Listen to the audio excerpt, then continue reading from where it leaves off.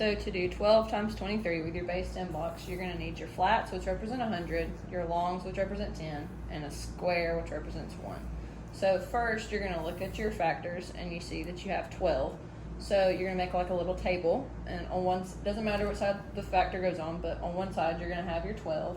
So you'll have a long, which represents 10, and then you'll have your 2 squares to get your 12. Then on the top, you're going to have 2 longs to get 20, and then you're going to have 3 squares to equal your 23.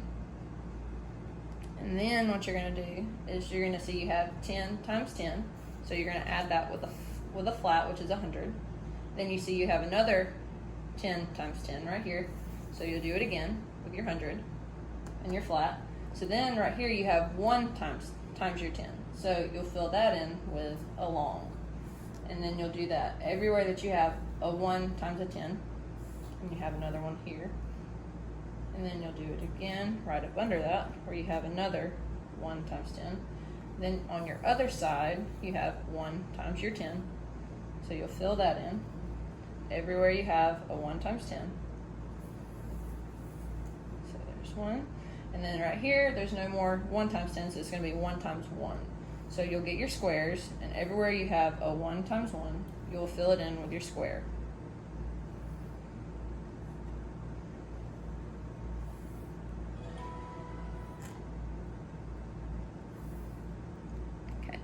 So now to see what your answer is, you're going to take away the longs and the squares that represent your factors, and then you're going to count what's left. So for your ones, you have 1, 2, 3, 4, 5, and 6.